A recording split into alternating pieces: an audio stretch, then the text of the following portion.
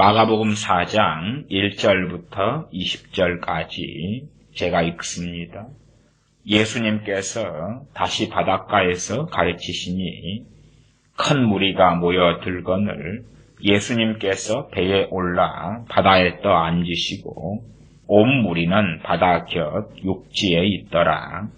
이에 예수님께서 여러 가지를 비유로 가르치시니 그 가르치시는 중에 저희에게 이르시되 들으라. 씨를 뿌리는 자가 뿌리러 나가서 뿌릴새 더러는 길가에 떨어짐에 새들이 와서 먹어버렸고 더러는 흙이 얕은 돌밭에 떨어짐에 흙이 깊지 아니하므로 곧 싹이 나오나 해가 돋은 후에 타져서 뿌리가 없으므로 말랐고 더러는 가시떨기에 떨어짐에 가시가 자라 기운을 막음으로 결실치 못하였고 더러는 좋은 땅에 떨어짐에 자라 무성하여 결실하였으니 30배와 60배와 100배가 되었느니라 하시고 또 이르시되 들을 귀 있는 자는 들으라 하시니라.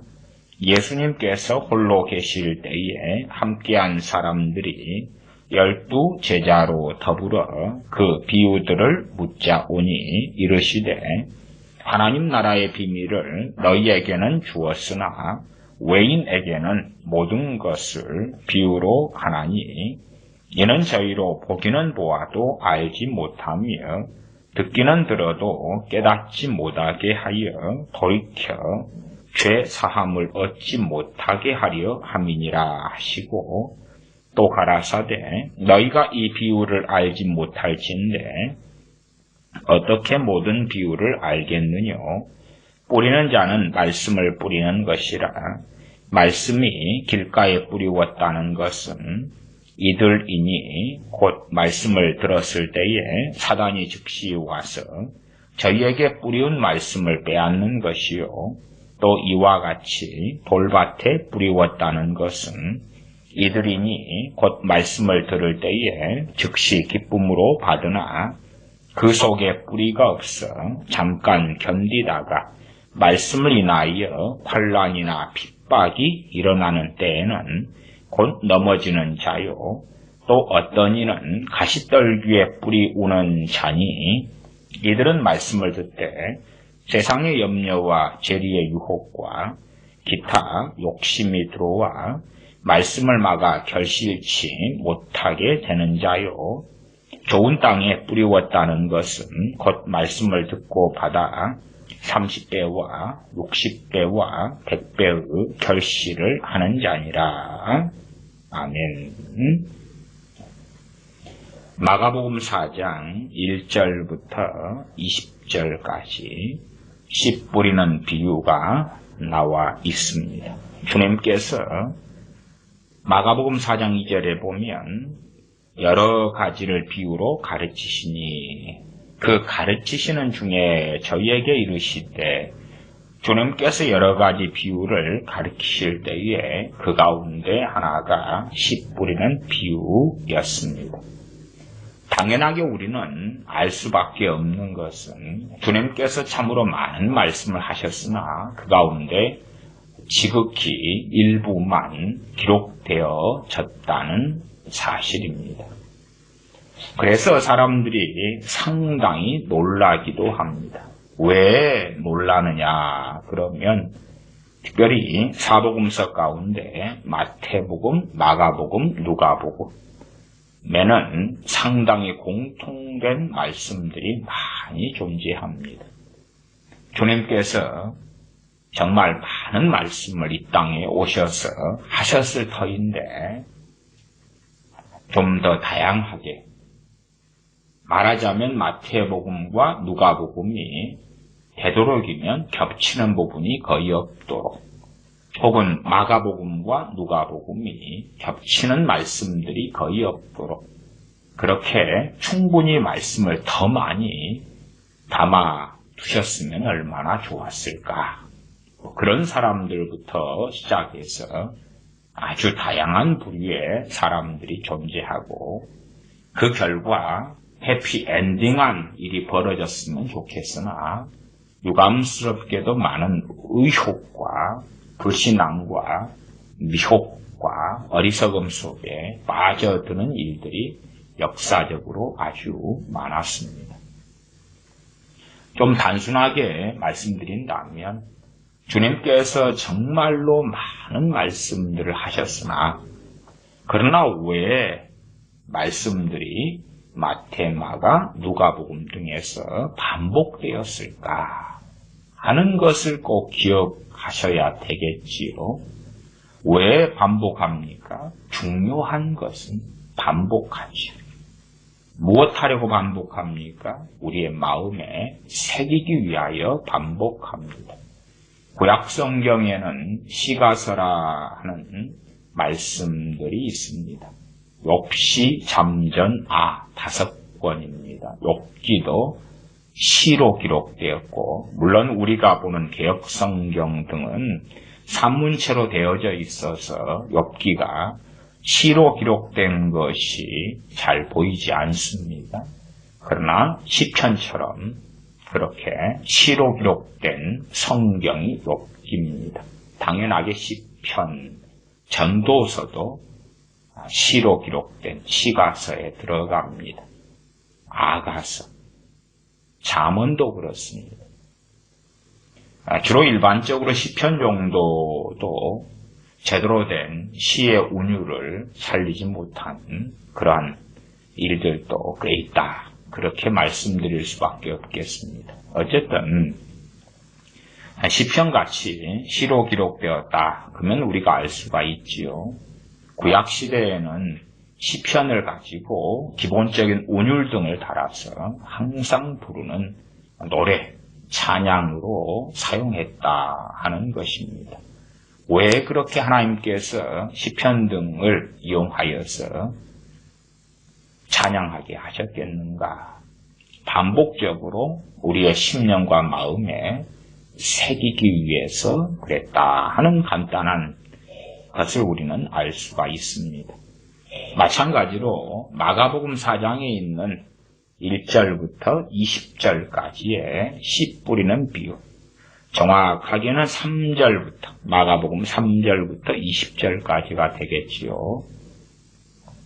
이 씨 뿌리는 비유는 마태, 마가, 누가복음 세 복음서에 다 나와 있는 말씀이 됩니다. 그리고 분량도 다들 상당히 많습니다.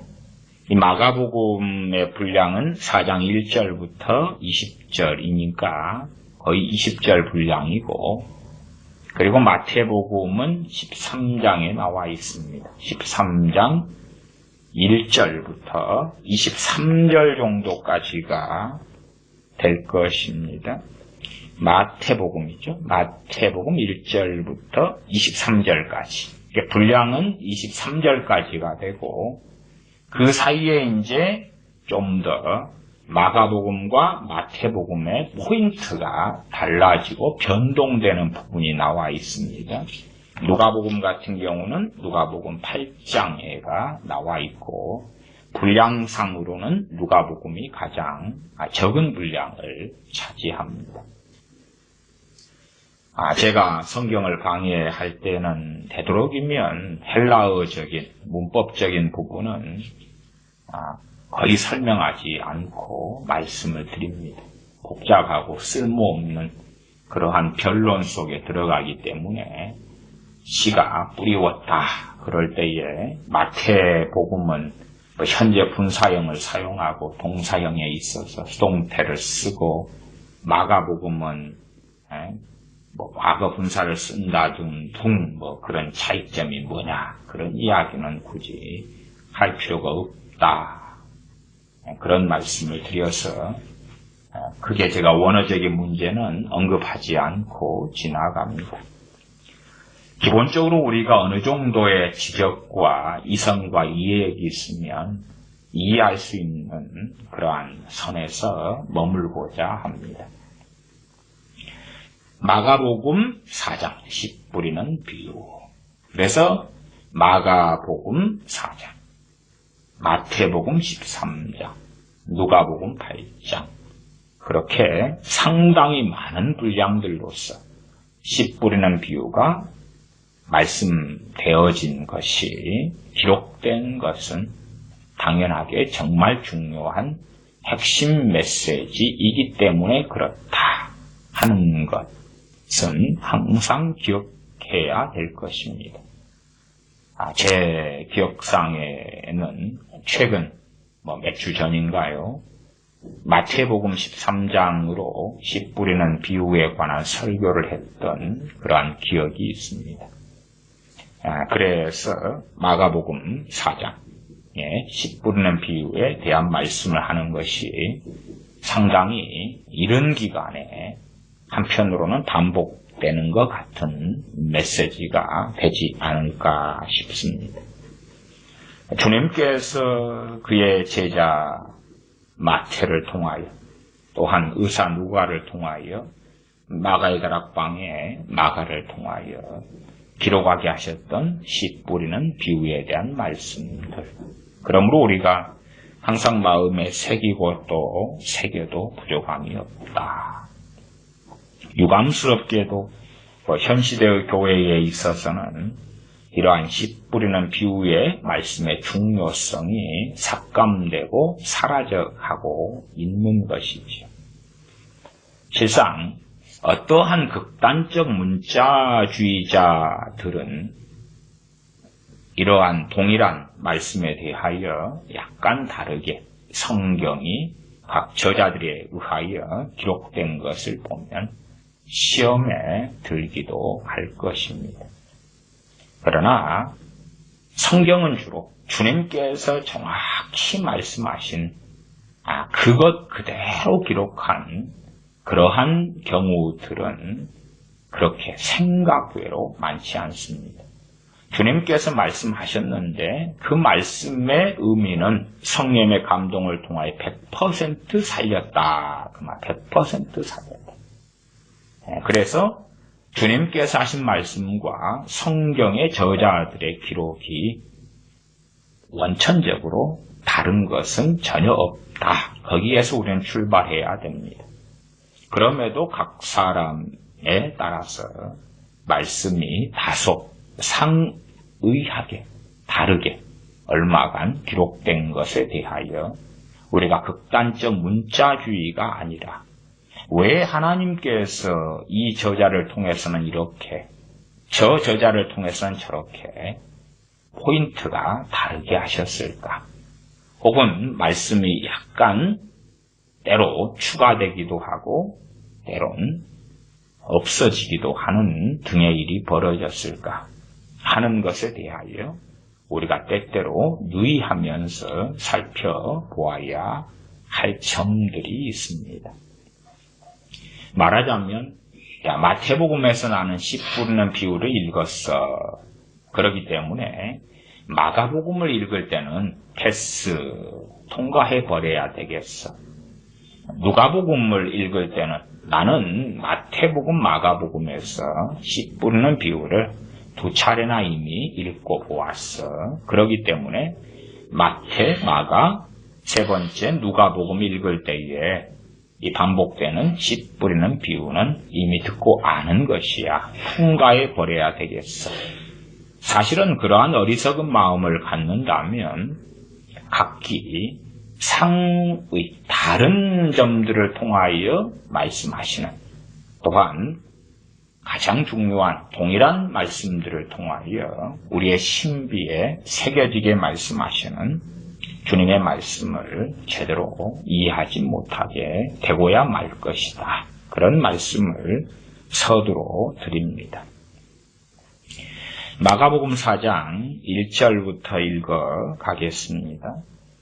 예수님께서 다시 바닷가에서 가르치시니 큰 무리가 모여들거늘 예수님께서 배에 올라 바다에 떠 앉으시고 온 무리는 바다 곁 육지에 있더라. 바닷가에서 가르쳤다. 이 바닷가는 당연하게 갈릴리 호수가 되겠습니다. 한편으로 주님께서 정말 바닷가에서 가르치심으로 참으로 지혜로우셨다 하는 것은 우리가 볼 수 있는 대목이기도 할 것입니다. 사람이 말을 하면은 이 전방으로 언어가 나가기 때문에 사람들이 뒤쪽에 있으면 잘 알아듣지 못하겠죠. 그러면 이러한 바닷가에서 있을 때는 뒤쪽에 물 쪽에는 사람이 없을 것 아닙니까? 그래서 한쪽 180도 방향의 한 면에 사람들이 말씀을 듣게 되겠죠. 그러나 이제 사람이 많이 몰려들다 보면 바닷가에서 말씀을 전하셔도 주님을 꼭 미는 것처럼 그렇게 점점 되어질 때에 그때 아마 배에 올라서 앉으셔서 말씀을 증거하셨다는 것을 우리가 확인할 수가 있겠습니다. 4장 1절 하반절에 온 무리는 바다 곁 육지에 있더라. 그렇게 해서 주님께서 배에 앉으셔서 하시는 말씀을 무리들은 들었습니다.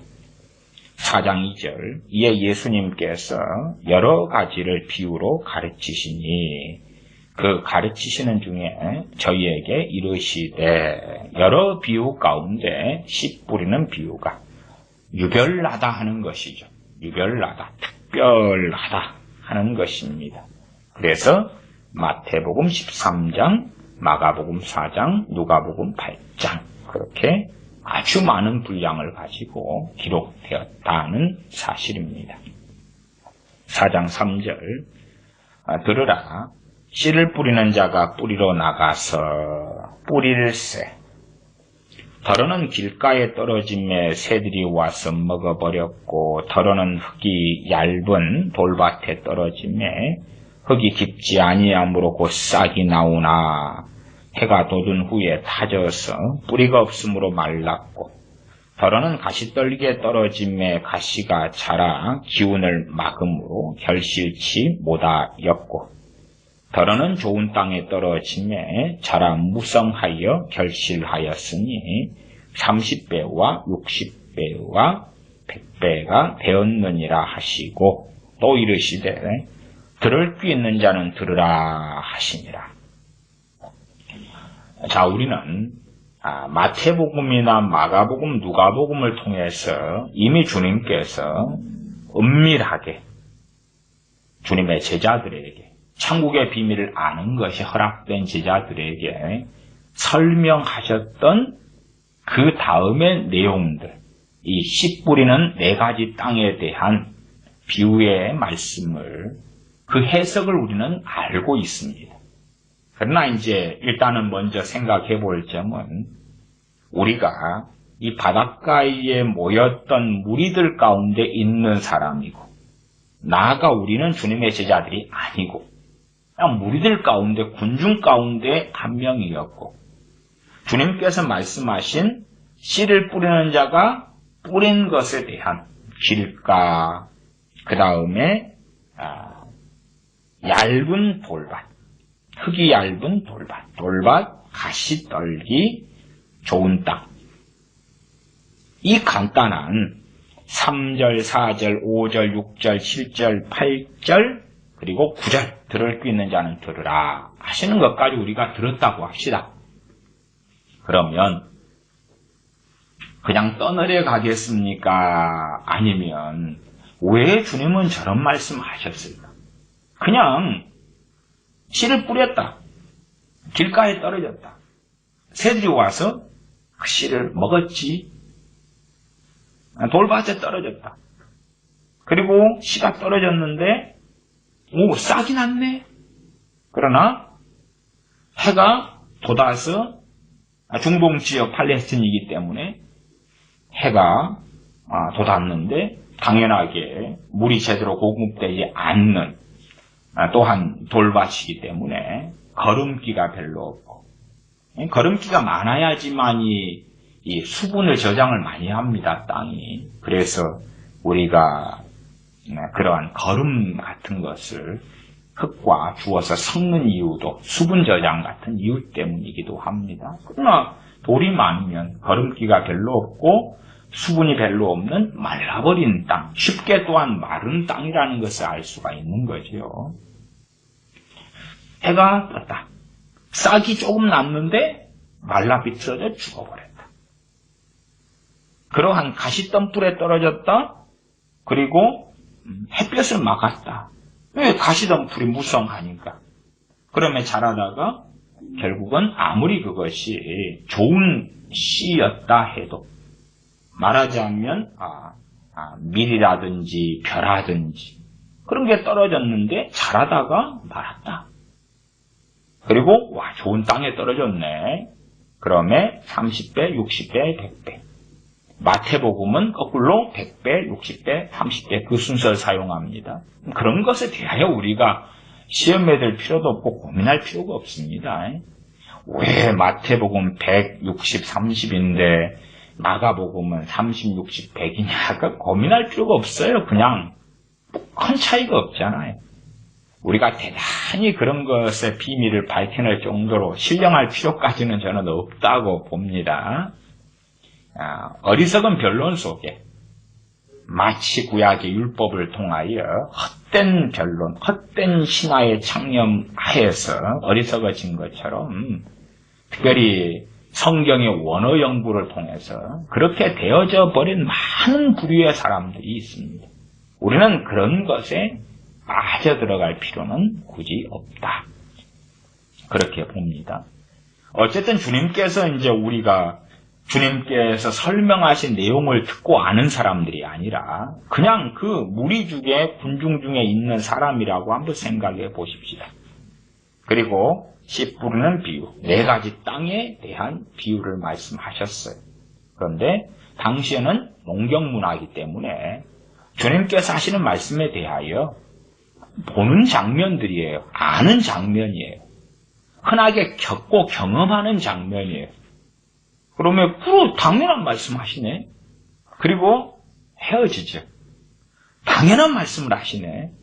그런데 당연한 말씀 다음에 어떤 말씀을 첨가하시냐 그러면 4장 9절에 있는 이 주님께서 계속하여서 반복적으로 증거하셨던 말씀 가운데 하나. 또한 요한계시록에도 마찬가지지요. 들을 게 있는 자는 들으라. 그런 거지.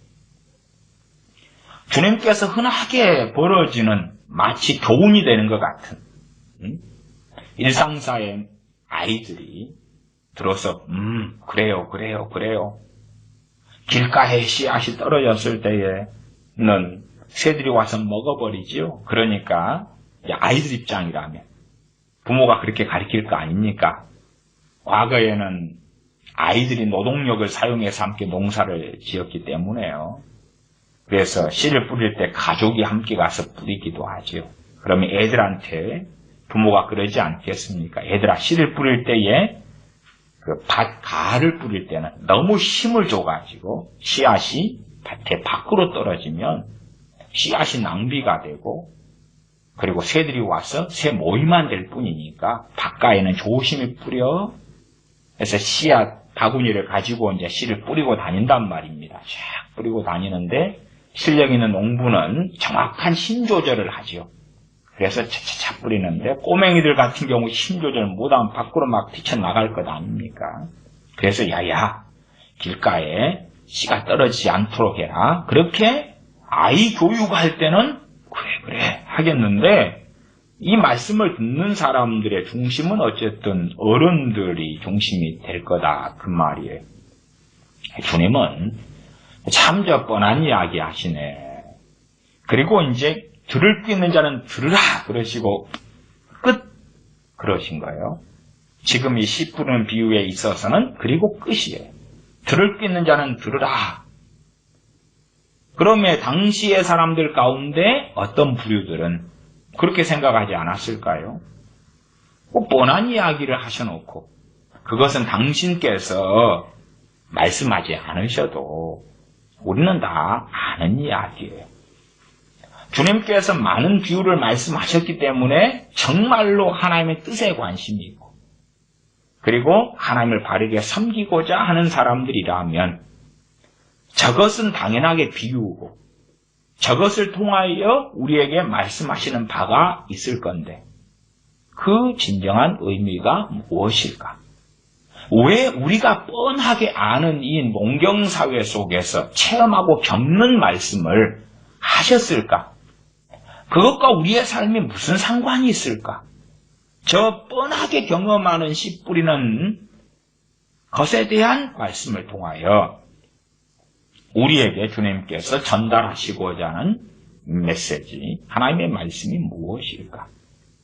그렇게 정말 그 비유의 말씀을 알고 싶어하는 부류가 있었을 것이고, 그러나 유감스럽게도 저는 그리 생각합니다. 대다수의 부류의 사람들은 관심이 없었다.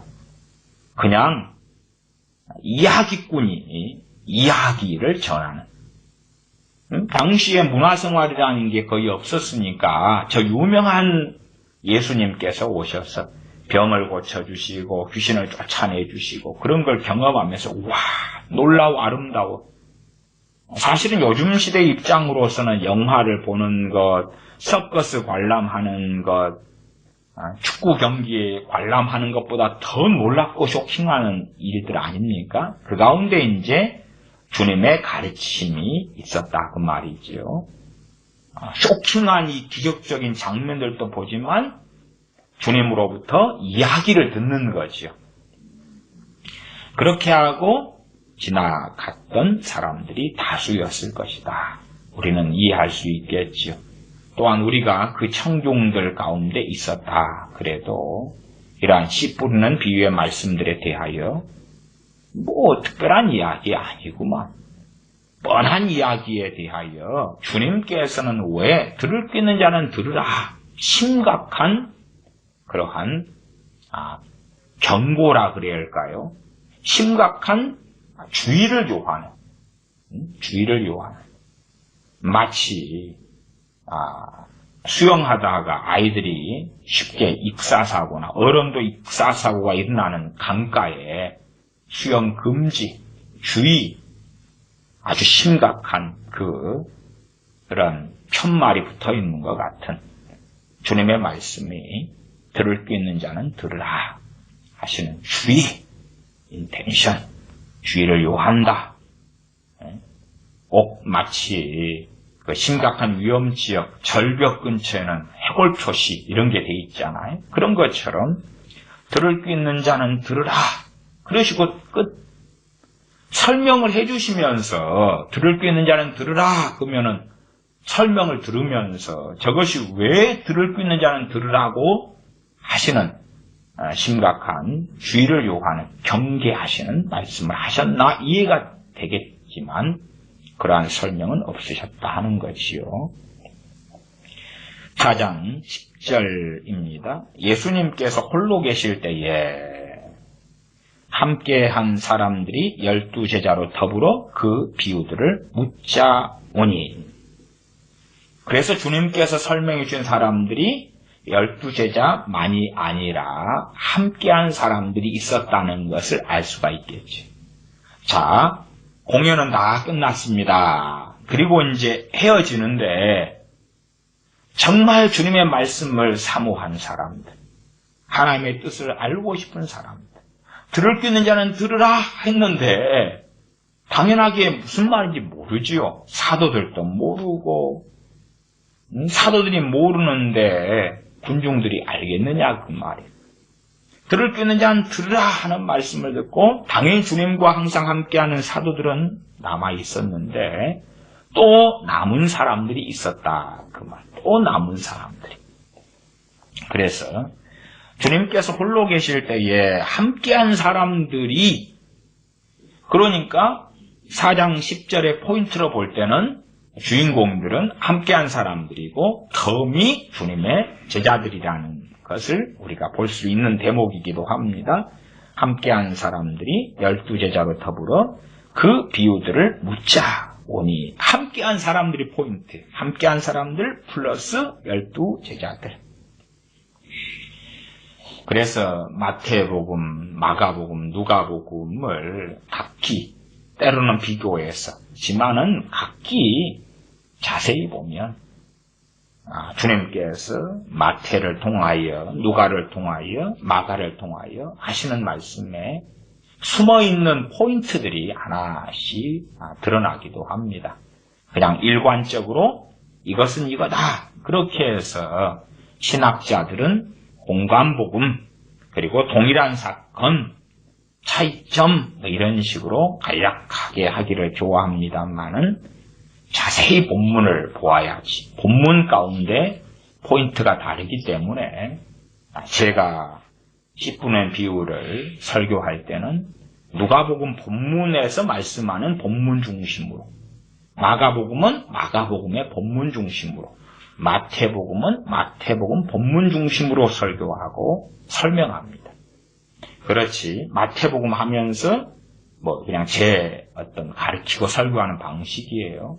마태복음 하면서 여기에 마태복음에 없는 것을 마가복음에서는 이렇게 기록됐기 때문에 이걸 끌고 들어와야 되겠다. 첨부해서 설명하지도 않고, 또 누가복음 하면서 누가복음이 10분의 비유에 있어서 분량상 가장 적은데 그럼 빠진 내용이 많겠지요. 마태복음과 마가복음에 비교해서. 그래서 빠진 것이 마태복음 몇 장 몇 절, 마태복음 13장 몇 절, 마가복음 4장 몇 절 몇 절이 누가복음 10분의 비유에서는 빠졌다. 그리고 끌고 와가지고 첨가해서 누더기 기우듯이 그렇게 만들지는 않는다. 저는 제 설교 방식에 대하여 그렇게 말씀드리겠습니다. 동일한 말씀들이라도 차이점이 존재하고, 그래서 그대로 마가복음에서는 마가복음 본문을 중심으로, 물론 어떨 때는 다소의 그런 비교하여서 설명하는 것도 하긴 합니다만 필요에 따라서 그렇다 그 말입니다. 4장 11절 이르시되 하나님 나라의 비밀을 너희에게는 주었으나 외인에게는 모든 것을 비유로 하나니 이는 저희로 보기는 보아도 알지 못하며 듣기는 들어도 깨닫지 못하게 하여 돌이켜 죄 사함을 얻지 못하게 하려 함이니라. 마가복음은 4장 11절 12절 그리고 이 마가복음은 전체가 10분의 비유가 20절이다 그랬지요. 마태복음은 23절. 그런데 사실은 10분의 비유에 대한 설명의 분량만으로는 마가복음이 제법 많아요. 절수가 3계절이 더 줄어들었잖아요. 그 이유는 4장 11절 12절 때문에 그렇습니다. 마태복음은 이것의 강조점이 굉장히 많기 때문에 이 분량이 이사야서 말씀을 인용하는 등 아주 많아져요. 조금 마태복음 13장으로 돌아가 보겠습니다. 마태복음 13장에서는 13장 10절부터 17절까지가 이 부분이에요. 그래서 마태복음 10절부터 17절에는 굉장히 중요한 포인트가 나와 있어요. 이렇게 이 말씀을 볼 때는 이 말씀에서는 공의의 하나님, 나아가 공의로우신 주님, 아버지 하나님의 뜻에 따라서 공의로우신 주님, 마찬가지 나아가서 은혜로우신 주님, 은혜로우신 하나님도 맞는데 대상이 은혜 받을 자에게 은혜로우신 주님이다 그 말이. 은혜 받을 자에게 은혜로우신 하나님이다 그 말이. 모든 all person은 아니다 그 말입니다. 모든 자가 아니다 그 말. 모든 자가 아니다. 그래서 마태복음 13장 같은 경우는 10절부터 17절까지 해서 얼마 전에 우리가 마가복음에서 읽었던 이 제자들 12명이 포인트가 아니고 함께 한 사람들 가운데 이제 어떤 부류의 사람들이 12제자와 함께 왔다 그러지만 마태복음은 10절이 그 포인트가 아니죠. 10절로 가면 제자들이 예수님께 나와 가로되 어찌하여 저희에게 비유로 말씀하시나이까. 그리고 이때의 제자들은 12제자가 포함되어 있으나 좀 더 큰 넓은 의미의 많은 사람의 부류다. 이 생각까지는 해볼 수 있다. 그 말입니다. 그리고 조금 더 마가복음에서 기록되지 않은 말씀의 뜻이 있다는 것을 알겠지요. 이 마가복음 4장 10절은 비유들을 묻자온대 그러고 비유들을 묻자온대 하고 그 묻는 질문이 마태복음 4장 10절에 있는 구체적인 질문은 지금 마가복음 빠져 있는 거예요. 어쨌든 그런 다양한 차이점에 대한 설명은 이제 차이점은 마태복음에 있는 것은 마태복음 설교 때, 마가복음에 있는 건 마가복음 설교 때 그렇게 한다 그 말이에요. 제 말씀은 11절로 가면 마태복음 13장 11절입니다. 대답하여 가라사대 천국의 비밀을 아는 것이 너희에게는 허락되었으나 저희에게는 아니 되었나니 부류가 나눠져 버리죠. 너희와 저희로. 너희와 저희의 요즘 쓰는 말은 그들, they. 너희와 저희, 너희와 그들에게는 그들은 안 됐다. 허락이 안 됐다. 너희는 허락되었다. 그렇게 하나님께서는 사람을 나누어 버리십니다. 예레미야서에서도 두 광주리, 두 바구니의 무화과로 나누시고 그리고 한 광주리, 한 바구니의 무화과는 좋은 무화과로 선별하시고 다른 광주리, 다른 바구니의 무화과는 아주 썩어버리고 더럽고 버려버릴 저주받은 무화과로 따로 구분하시는 것처럼 너희와 그들, 너희와 저희. 너희에게는 천국의 비밀을 아는 것이 허락되었다. 그들에게는 안 되었다. 거기에서 우리가 마가복음을 참조할 때는 12제자만이 아니었다는 사실이지요. 12절 마태복음 13장 12절 무릇 있는 자는 받아 넉넉하게 되되 무릇 없는 자는 그 있는 것도 빼앗기리라. 사회주의자, 공산주의자들이 들으면 정말 나 예수님 압니다. 예수님 압니다. 이번에 어떤 법안이 하나 추진되려고 하냐 그러면 벌금이 부자들은 벌금을 더 내는 법안을 추진하려고 한다 그래요. 말하자면 그런 겁니다. 동일한 신호를 어겨서 딱지가 5만 원 끊어야 되는데 그것을 이제 당신 부자구만, 당신 재벌이구만, 너는 500만 원 그렇게 하는 거예요. 그러한 법안이 이제 통과될는지 안 될는지는 모르겠어요. 지금 법무부 장관 있는 조국이가 중심이 돼가지고 그렇게 해나간다 그럽니다. 또 어떤 것도 시행하려고 지금 시동을 거냐 그러면 임대인들, 전세나 임대, 월세로 있는 사람들에게 이제 그들의 임대나 월세 기한을 2년을 더 늘리는 것. 말하자면 건물주가 나가라고 못한다 그 말. 당신 보니까 아이들이 있어가지고 주인이 나한테 너무나 시끄럽다고 계속하여 말이 나와. 내가 건물을 4층 건물을 가지고 있는데 3층에 어떤 가정이 세입했는데 아이들이 3명인데 관리 못해서 계속 방방 뛰고 시끄럽고 난리가 난다 그 말이에요. 그래서 좀 내보냈으면 좋겠다. 그리고 기한이 2년주로 계약으로 기한이 됐는데 나가시오. 근데 그 주인의 권리를 행사할 수 없게 하겠다는 거죠. 못 나가. 안 나가도 돼. 그래서 이제 건물주는 아무것도 아니에요. 이제 지금 시대는 그것을 이제 시행하려고 그런다. 그런 말이 있어요. 그런 것처럼 공산주의, 사회주의 어떤 시스템 같은 경우는 사실은 내가 서민이다, 노동자다, 그런 입장에서는 좋아. 그럴 것 같은데, 그렇게 좋은 것도 조삼모사처럼 나중에 누릴 것을 미리 갖다 써가지고 나라가 망해져 버린 방식을 사용하는 것이에요.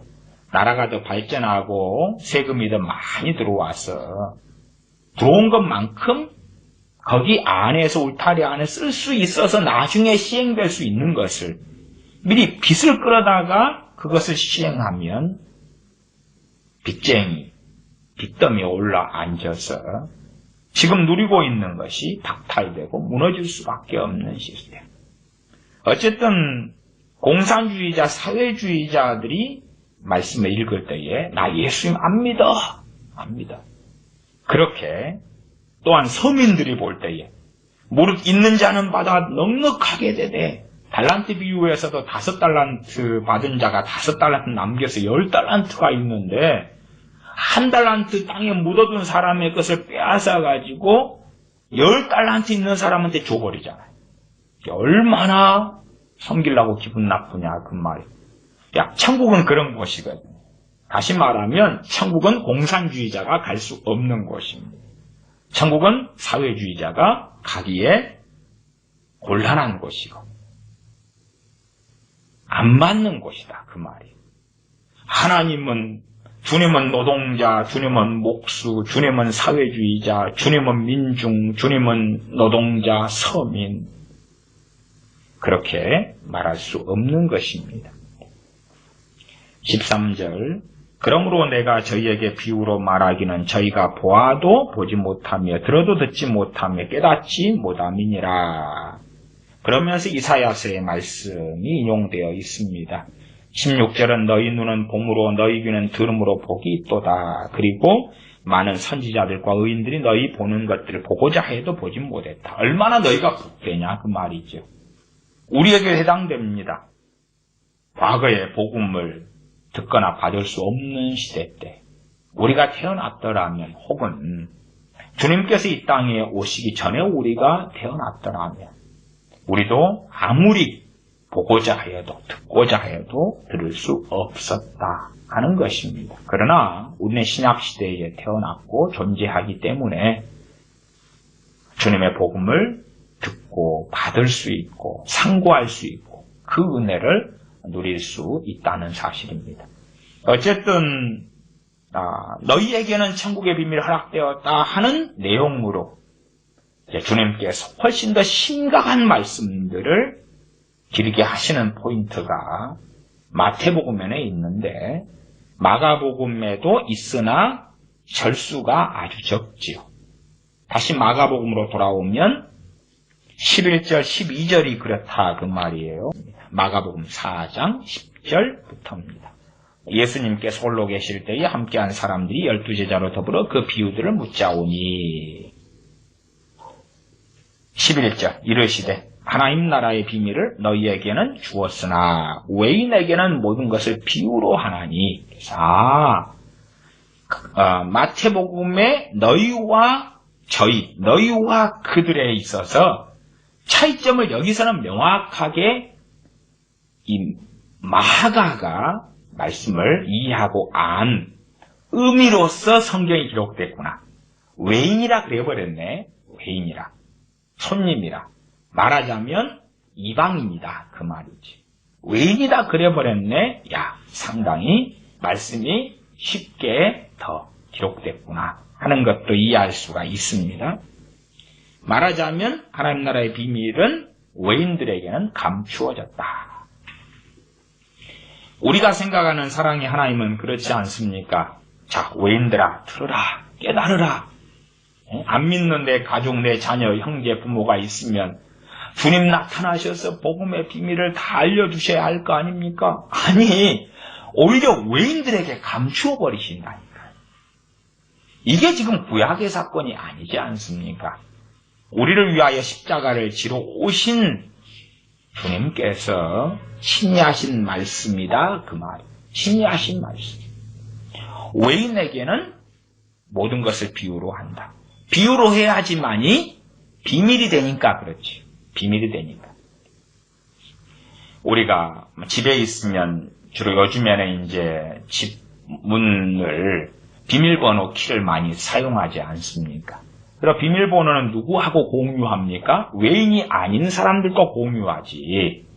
비밀번호를 밖에다 붙여놓은 가운데 아무나 그 비밀번호를 누르고 들어오시오 하고 우리 집을 개방하지 않지요. 우리 집의 비밀번호는 혹은 자물통이고 열쇠라면 우리 가족들, 외인이 아닌 사람들에게 열쇠를 복사해서 주거나 공유하죠. 이렇게 명확하게 구별됩니다.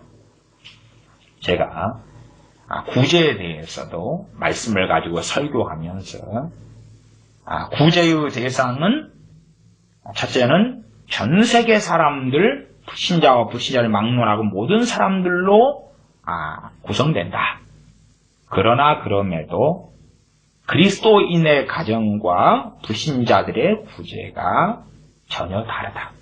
그리고 성경에서 나와 있는 구제는 교인들, 크리스천들, 기독교인들에 대한 구제가 중심이다. 그런 설교들도 간혹 제가 말씀을 가지고 했습니다. 왜? 성경이 그렇게 나오니까 그래요. 성경이 그렇게 나오니까. 사도행전에 헬라파 과부들, 또한 유대파, 히브리파 과부들을 구제할 때에 그 과부들은 초대교회 예루살렘 교회에 속했던 과부들이지 그냥 노숙자 밥퍼사역 하는 것처럼 아무나 하는 그런 경우가 아니었습니다. 그리고 이제 외국인들에 대한 말씀, 본문에 나오는 또 나그네에 대한 말씀. 고아와 과부에 대하여 어떤 고아와 과부냐? 디모데 전서 같은 경우는 60세 이상의 참 과부와 일반적인 과부를 구분하고 그것도 교회 안에서 교회가 구제하는데 참 과부 명단으로서 60대 이상, 60살 이상의 참 과부의 자격은 무엇이다? 등등의 말씀들이 성경에 기록되어 있죠. 물론 요즘 시대는 구제 그러면 그렇게 나누는 걸 안 좋아하죠. 특별히 정말 안 좋아하는 사람들은 누구겠습니까? 인본주의에 심취한 사람들. 인본주의.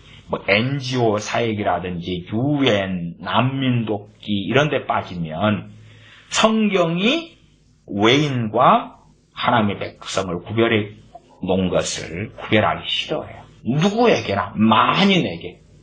그렇게 나아가면 결국은 만인 구원설, 모든 사람, 보편 구원설, 그런 길로 걷는 여정을 걸어가게 될 수밖에 없고, 그리고 그 징검다리를 건너가면 종교 통합 같은 걸로 가기는 쉽다 그 말이에요. 어쨌든 그 중심의 징검다리에가 구제가 있어요. 구제가. 요즘에는 선교 그러면 선교와 구제를 별로 거의 한 통속으로 붙여놓습니다. 한 통속으로. 돈을 퍼주면서 예수님을 믿으세요 할 때의 사람들이 와 그런 경향성을 가지기 때문에 선교사들은 뭘 퍼주는 것입니다. 퍼줘. 그러나 주님께서는 제자들을 보내시면서는 오히려 지팡이도 가지지 말고 전대도 가지지 말고 옷도 한 벌만 가져가고 그렇게 말씀하셨으니까 이상하네. 이상하네. 지금보다 훨씬 더 열악한 그런 시대 때에 그렇게 주님 말씀하시네. 아무리 지금 시대에 어렵게 사는 사람들, 비참하게 사는 사람들이 있었어도 실제로 2000년 전의 시대보다 대부분은 상당히 좋습니다. 상당히. 요즘에는 상당한 빈민들조차도 핸드폰을 사용하는 것을 쉽게 접하기도 합니다. 제가 최근에 인도네시아 영상들, 마을들, 바닷가에 사는 사람들이나 상어잡이 이런 영상들을 보았는데 상어잡이를 3명이 작은 배를 타고 나가서 상어를 잡는데 일주일을 보내고 들어와요. 일주일. 그래서 상어를 한 6마리 정도인가 5-6마리를 잡아요.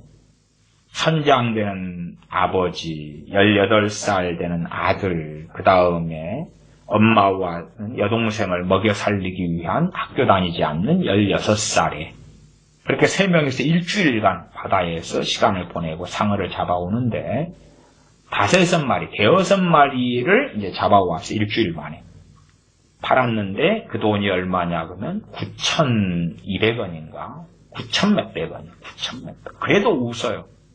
기름값이나 채 나올까 싶은데 45살 된 아버지, 18살 아들, 그 다음에 동네 아이인데 16살. 3명이 일주일간 바다에서 보내면서 번 돈이 9천 몇백 원. 그리고 그 바닷가에 무수히 많은 여자들이 나와서 배가 들어오면 바구니를 들고 가서 고기를, 생선을 날라주는 일을 해요. 한 번 생선을 날라줄 때 한국 돈으로 125원 정도 받아요. 125원.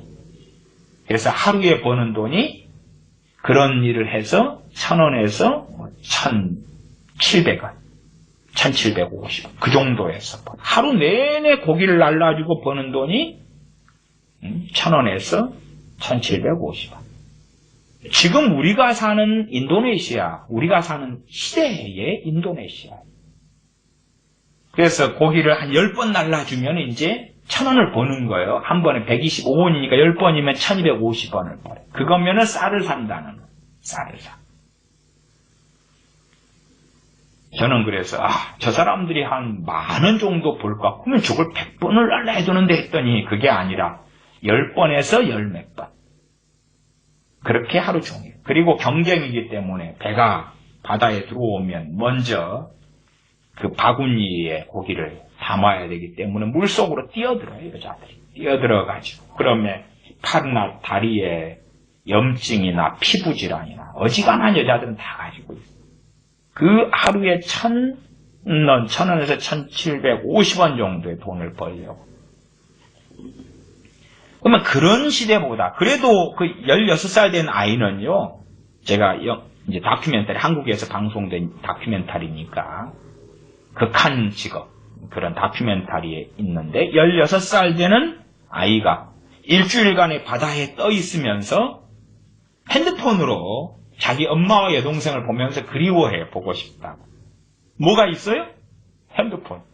아마 그 아이는 일주일 일한 몫으로 제가 볼 때에 한 1,000원 받아갔을까 싶은데 1,000원 정도나. 2,000원은 안 될 것 같아요. 왜? 일주일 내내 번 돈이 식고미도 포함시킨 돈인데 기름값도 다 포함돼야 되는 돈인데 9천 몇백 원이니까 뭐 1,000원이나 받으면 다행이겠지요. 핸드폰을 쓰고 있단 말이에요. 핸드폰을 가지고 여동생과 엄마를 먹여 살려야 되고 보고 싶다. 그리고 소위 말하면 바다에서 있다고 말이에요.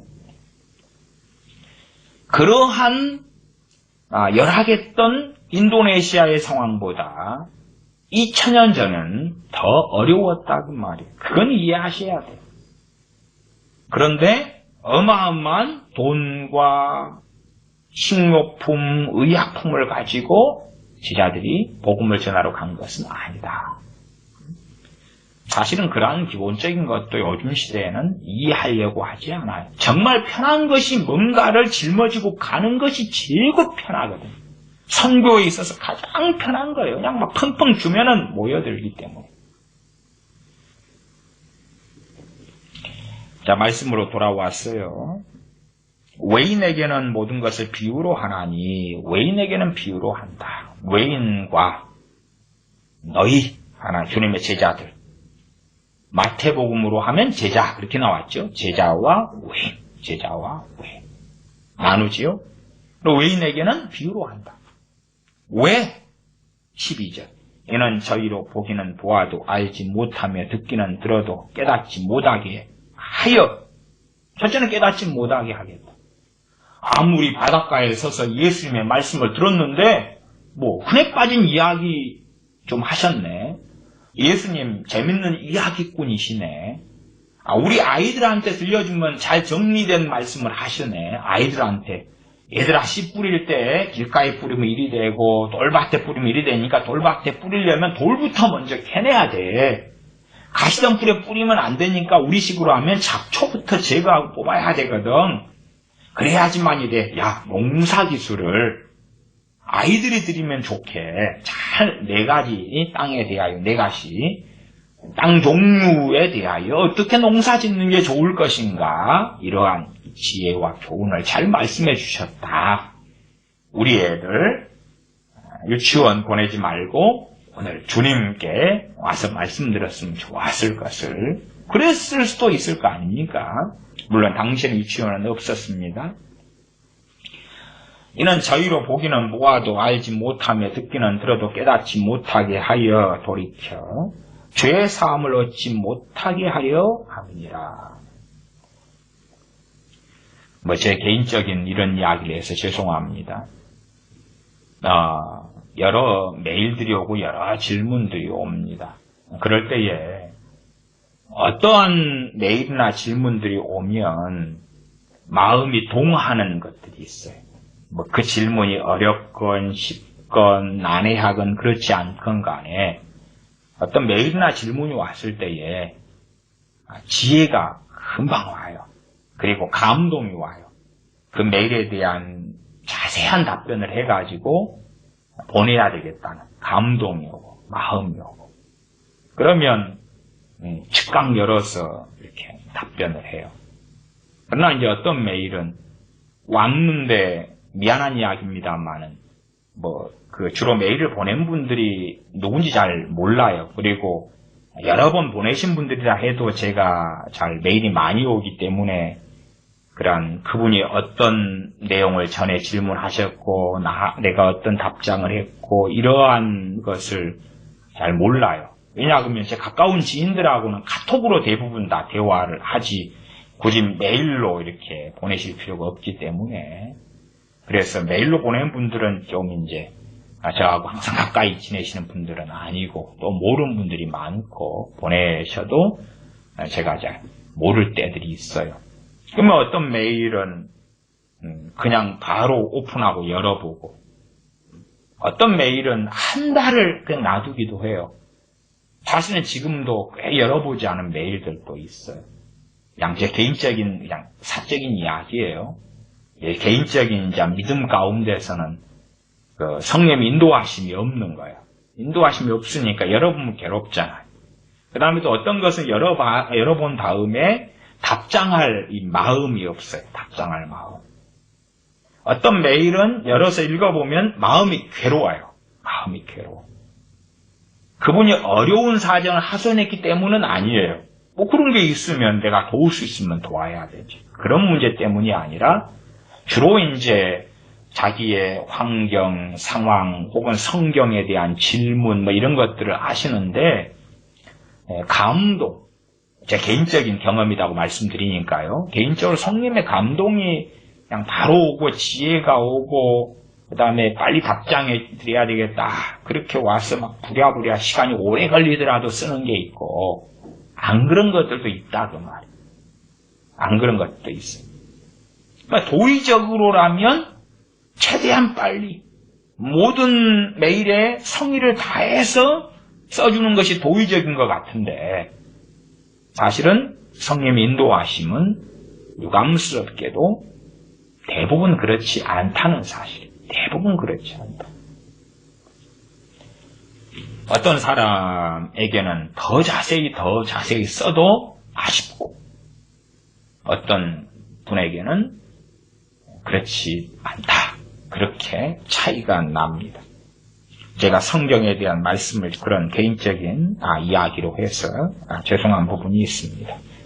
12절 이는 저희로 보기는 보아도 알지 못하며 듣기는 들어도 깨닫지 못하게 하여 그러면 성령님의 역사하심도 이 진리의 말씀을 따라가신다 하는 사실이에요. 왜? 성령님이 진리 영이시기 때문에 그렇습니다. 최대한 알게 하고 깨닫게 하려고 발버둥을 치는 게 아니다 그 말이에요. 상식적인 세상 이야기로 한다 해도 수학교사가 있다고 합시다. 고등학교 1학년 수학교사가 있는데 유감스럽게도 고등학교 1학년 커리큘럼 과정을 가리키는데 그의 기초가 되는 중학교 그 수학을 이해 못하는 그러한 아이들이 섞여 있다고 생각해 보십시오. 그런 경우는 아주 흔합니다. 흔해요. 그런데 어떤 아이들에 대해서는 참으로 좋은 수학 선생님이라도 그 기초가 되는 것을 더 이상 설명하지 않는 일도 분도 있을 거고, 어떤 분은 그 고등학교 1학년 수업하고 상관없는 중학교 3학년의 수학을 다시 잘 이해하지 못하는 아이들을 위하여 설명하는 선생님도 있을 거다 그 말이에요. 주로 일반적으로 그 격차가 어디서 벌어지냐 그러면 그 아이들이 중학교 3학년의 수학을 고등학교 1학년 수업 시간에 모르는 아이들이 수업을 듣는데 배우려 하고 알려 하고 열심히 그냥 깨달으려 하고 그런 아이들이 있다면 좋은 교사는 다른 아이들에게 불필요해도 혹은 수업이 끝난 이후에라도 내가 따로 설명해 주마. 그리고 아마 설명하지 않을까 싶어요. 그러나 관심도 없는 아이들. 고등학교 1학년 수학을 배워야 되는데 배우려고도 하지도 않고 중학교 기초도 너무 부족한데 메우려고도 하지 않고 그런 아이들에게 교사, 선생님들이 수업 시간을 이용해서 중학교의 수업을 가르치지는 않을 거라. 그렇게 되면 다른 아이들은 손해를 다 보잖아요. 손해를. 준비된 아이들은 내가 수업 열려고 학교에 다니는 것이 정해진 커리큘럼을 배우려고 다니는 건데 당신은 지금 중학교에서 배워야 될 것을 다시 반복해서 하면 우리는 듣기 싫어요. 우리 시간 내 손해를 보잖아요. 할 거 아니에요. 당연한 권리의 주장이기도 합니다. 그러한 세상적인 예제도 마찬가지일 겁니다. 주님께서는 사람을 나누십니다. 사실 그것을 이해하지 않으려는 사람들은 너무나 많은 것 같아요. 너무나 많은 것 같아요. 주님의 사랑. 그래서 그 다음에는 내가 믿고자 하고 받고자 하는 주님의 사랑으로 소설을 씁니다. 성경이 아니라 소설을 쓰는 거예요. 그래서 마가복음으로 한다면 마가복음 11장, 14장 11절, 12절. 특별히 12절 같은 말씀이나 마태복음 13장에 있는 상당한 말씀들을 사람들은 아주 싫어합니다. 주로 누가 싫어하냐 그러면 기독교인들도 아주 싫어한다 그 말이에요. 왜냐하면 많은 기독교인들 가운데 하나님의 말씀에 관심 없는 사람들이 사실상 많기 때문에 그렇지. 손 안 대고 코 풀려고 하고 자고 일어나면 성경이 다 입력되고 하나님 말씀을 읽거나 상고하지도 않는데 말씀이 다 깨달아지고 다 알아지고 다 믿어지고 그런 것을 원해. 이러한 사람들도 아주 많습니다. 말하자면 요즘에 유행하는 성령님의 기름 부으심 임파테이션. 기름 부으심이 오면 성령님의 임파테이션이 일어나면 말씀이 다 알아지고 다 깨달아지고 다 보이고 이런 환상에 사람들은 취하기를 좋아하기도 합니다. 4장 12절 하반절로 가면 상당히 무서운 말씀이 있습니다. 어떤 말씀이 무섭냐 그러면 돌이켜 죄의 사함을 얻지 못하게 하려 함이니라. 무섭습니다. 죄의 사함을 얻지 못하게 하려 합니다.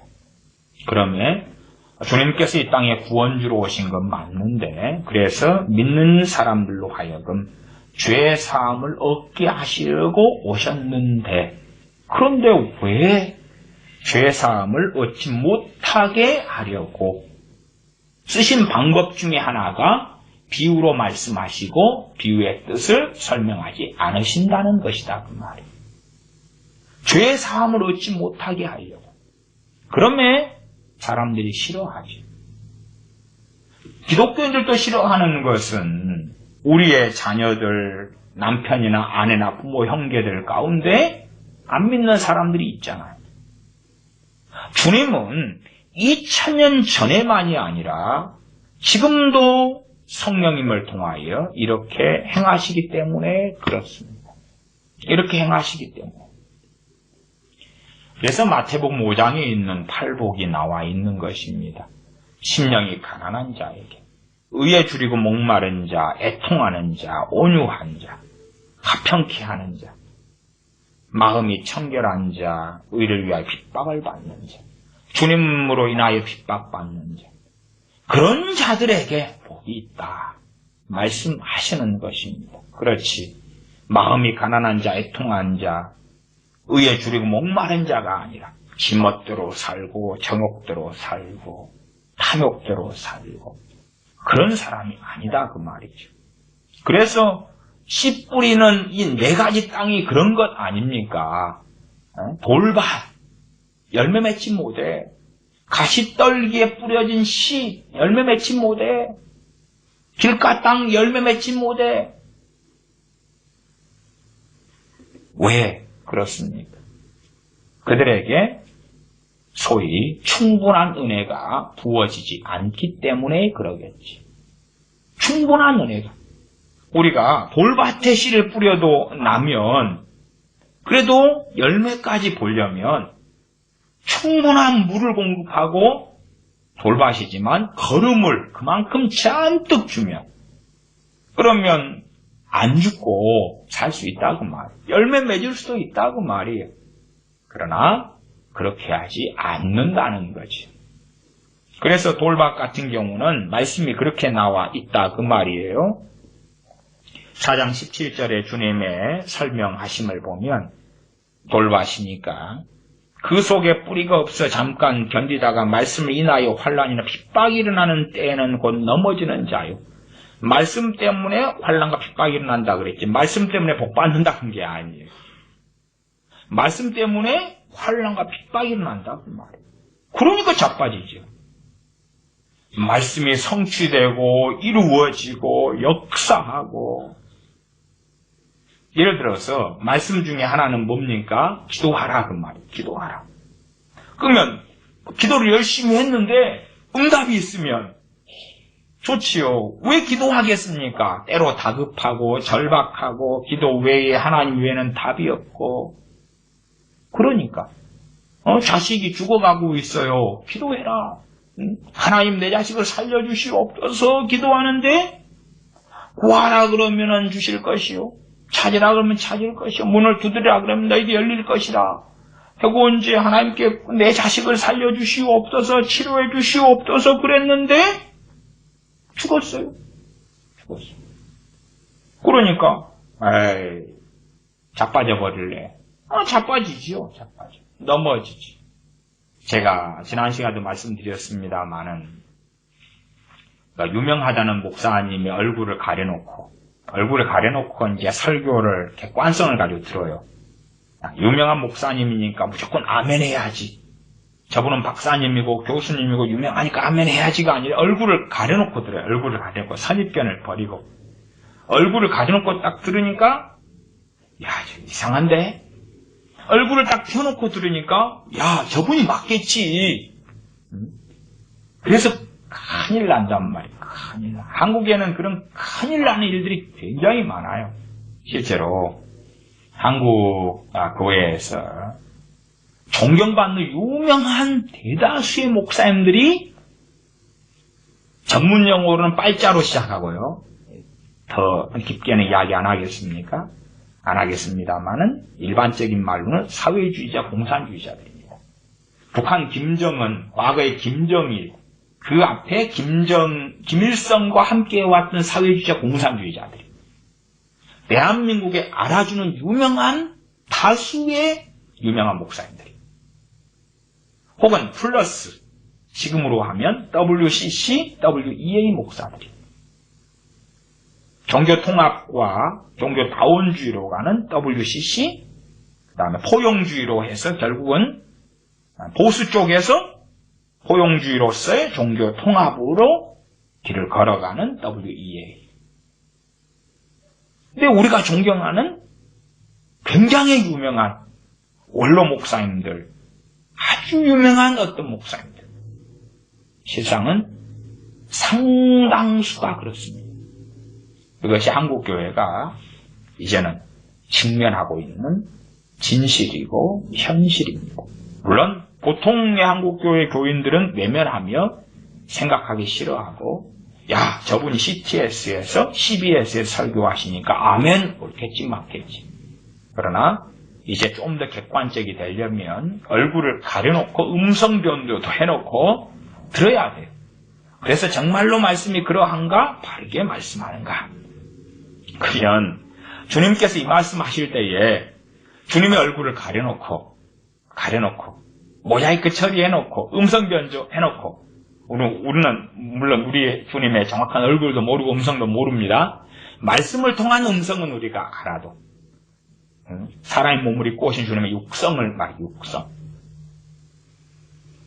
그걸 모른다 그 말이에요. 근데 어쨌든 간에 안다고 치고 음성 변조하고 얼굴도 가려놨다. 그러면서 4장 12절 하반절에 들어도 깨닫지 못하며 돌이켜 못하게 하여 돌이켜 죄사함을 얻지 못하게 하려 함이라. 그래서 비유로 내가 말한다. 혹은 주님께서 말씀하셨다. 그러면 야 그건 예수님이 아니야. 저분은 예수님이 아니야. 주님은 죄사함을 얻게 하러 오셨는데 죄사함을 얻지 못하게 하려고 하신다네. 저분은 예수님이 아니야. 그래서 요즘에는 성경도 모르는 사람들이 너무 많아요. 그 다음에 성경에 나와 있어도 자기 입맛에 맞는 말씀들만 발췌하고 골라내서 그것만 계속 전하니까 말씀의 균형이 없고 좌로우로 치우침 속에 들어가서 한 극단 속에 들어가 버려요. 생각해 보십시오. 이런 말씀을 세상 사람들에게 증거하면 좋아합니까? 싫어합니까? 싫어하지. 그 다음에 안 믿는 가족이 있는데 그 가족들에게 전도하고자 하는 굉장한 열심을 가진 사람에게 이 말씀을 전하면 싫어하지. 싫어해요. 그러면 사실 우리가 들어야 될 말씀임에도 불구하고 많이 거부당하고 있는 그러한 주님의 말씀이 됩니다. 죄사함을 얻지 못하게 하려 함이니라. 못하게 하시려고 비유로 말씀하셨다는 것입니다. 13절 또 가라사대 또 가라사대 너희가 이 비유를 알지 못할진데 어떻게 모든 비유를 알겠느냐. 4장 13절은 마태복음이나 누가복음에 없는 말씀이기도 해요. 포인트가 이 비유를 알지 못할진데 그래서 씨 뿌리는 비유가 비유 중에서 상당한 기본이다 그 말이죠. 수학으로 한다면 초등 수학이다. 우리가 아라비아 숫자나 덧셈, 뺄셈, 곱셈, 나눗셈, 분수, 소수 그런 가장 기본적인 것을 모르고서 어떻게 중학교, 고등학교, 대학교 혹은 공업수학 같은 걸 할 수 있겠습니까? 못 그러지 않아요. 마찬가지예요. 이 씨 뿌리는 비유 정도도 잘 깨닫지 못하는 가운데 너희가 어떻게 다른 비유들을 깨닫고 알겠느냐는 것이에요. 그러면 그런 면에서 씨 뿌리는 비유는 다른 비유들을 이해하고 해석하는데 초석이다. 그렇게 이해할 수 있는 주님의 말씀이 됩니다. 너희가 이 비유를 알지 못할진데 어떻게 모든 비유를 알겠느뇨? 그러니까 왜 마태, 마가, 누가복음 세 성경에서 10분의 비유를 반복적으로 그러면서 각기 상위점을 가지고 주님께서 그의 종들을 통하여 기록하셨는가? 10분은 비유를 깨닫는 것, 아는 것이 모든 비유를 아는 데 있어서 기초이고 초석이고 지혜가 되기 때문에 그렇다 하는 포인트가 마가복음 4장 13절에 있습니다. 14절부터 읽어갑니다. 마태복음이나 누가복음의 씨 뿌린 비유에서 많이 말씀드렸기 때문에 자세한 설명까지는 하지 않고 다소의 상위점들을 중심으로 이야기를 하겠습니다. 뿌리는 자는 말씀을 뿌리는 것이라.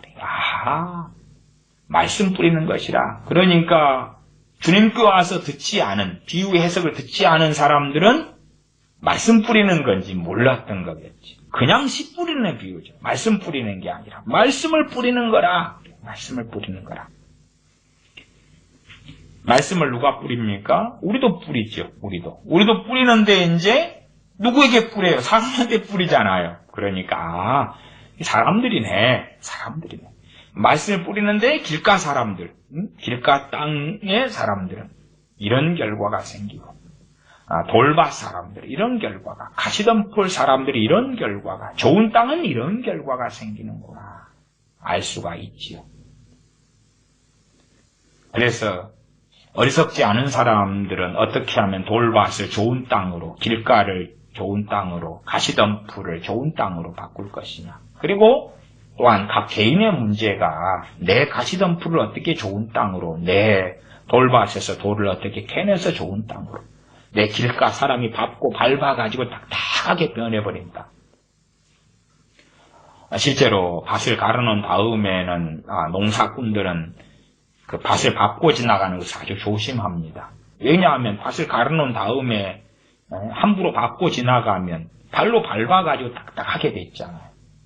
그래서 밟고 지나가는 고랑, 이랑을 따로 파놓습니다. 밭이 크니까 밟을 수밖에 없는데 밟고 지나가는 땅을 밭 속에다가 길가 땅을 만들어 놓는 거죠. 거기에다가 씨를 안 뿌리죠.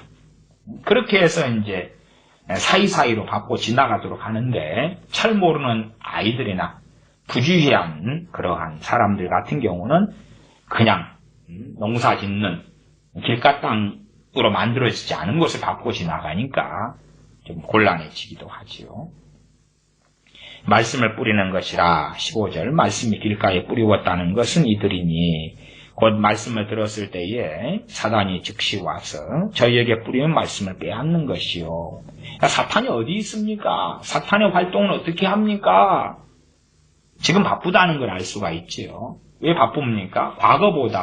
과거는 막 사탄이다 그러니까 대표성입니다. 귀신들의 대표성입니다. 그러면 거꾸로 이제 요즘에는 귀신 들림이나 귀신의 역사나 축사나 제가 설교 굉장히 많이 했습니다. 내가 어쨌든 그럼에도 불구하고 귀신들의 숫자는 정해져 있죠. 제한적이다 그 말이에요. 천사들의 3분의 1이 반역하고 타락해서 귀신들이 되었습니다. 과거보다 지금은 인구가 많아졌죠. 옛날 몇십 년 전으로 하면 필리핀 인구가 한 3천 명이었는데 지금 1억 명이, 3천만 명이었는데 1억 명이 넘었잖아요. 한국인들 같은 경우에 특별히 이제 한반도로 하면은 1910년 한일합방 되었을 때에 그때 당시의 인구가 한 1500만에서 1600만입니다. 그 다음에 1945년에 해방됐을 때가 2500만이에요. 남북한 합쳐서입니다. 한반도니까. 한반도. 물론 만주로 가고 이런 사람도 빼고요. 또 일본으로 가고 이런 사람 빼고 1500에서 600만에서 거의 2500만이니까 1000만 명 가까운 숫자가 일제시대를 통하여서 인구 증가가 일어났습니다. 그리고 45년에 이제 50년에 6.25가 벌어졌죠. 6.25가 벌어지고 지난 다음에 이제 남한의 인구, 대한민국의 인구가 50년대, 60년대 이래 넘어오면서 대한민국 인구만 남북한 합쳐서 2,500만 명이었다가 대한민국만 이미 3,000만, 3,200, 3,400, 3,800, 4,000만, 지금 5,000만, 5,200만 가까운 숫자로 이제 차고 왔지 않습니까? 그러니까 인구가 그렇게 많아졌다 그 말이에요. 조선시대의 인구 같은 경우는 채 6, 700만 이럴 때가 많았습니다. 그러나 1910년쯤 되니까 1500만까지 나오잖아요. 1500, 1600. 그러니까 그런 상적인 이야기를 할 때도 야, 귀신들이 더 바빠졌구나 그런 생각은 해보셔야 되고, 그 다음에 이제 복음이 훨씬 더 광범위하게 전해지잖아요. 그 말씀이 진리니까 귀신들이 할 일이 많아지고요. 많잖아요. 많아요. 엄청 많아요. 1912년만 해도 한반도에 있었던 기독교인들은 한 12만 명 플러스 알파, 그러니까 제가 볼 때 한 13, 14만 정도, 그 정도밖에 안 되고, 그들이 복음을 전하는 것과 지금 대한민국에 1000만 명이 넘는 사람이 복음 전하는 것과 교회 수도 틀리고, 그러니까 이게 사탄이 얼마나 바쁘겠습니까? 귀신들이 얼마나 바쁘겠냐 그 말. 귀신이 왜 이렇게 사로잡고 들리는 경우가 적습니까? 우선순위가 진짜 바쁜 일이 생겨가지고 그런 거예요. 인구가 너무 많아졌고, 복음은 인터넷을 통해서 전해지지, 유튜브를 통해 전해지지, SNS를 통해서 복음이 전해지지, 그러니까 할 일이 너무 많은 거라요. 바빠요. 과거 인구가 적을 때에 몰입해가지고 역사하고 이럴 것보다 우리의 그냥 편의적인 이야기입니다. 그렇게 우리는 눈에 안 보인다 할지라도 귀신의 활동과 사탄의 역사는요, 참 항상 빈번하게 이루어지고 있다. 그것이 말씀이 증거될 때 벌어지는 일이다. 4장 16절 또 이와 같이 돌밭에 뿌리웠다는 것은 이들이니 곧 말씀을 받을 때에 즉시 기쁨으로 받으나 그 속에 뿌리가 없어 잠깐 견디다가 말씀을 인하여 환난이나 핍박이 일어나는 때에는 곧 넘어지는 자요. 뿌리가 없다. 뿌리가 없다. 뿌리가 되는 것 중에 하나로서 제가 양심에 대한 설교를 또 많이 했습니다. 마음, 또 양심, 그렇지. 기본적인 가치관, 양심부터 시작해서. 또한,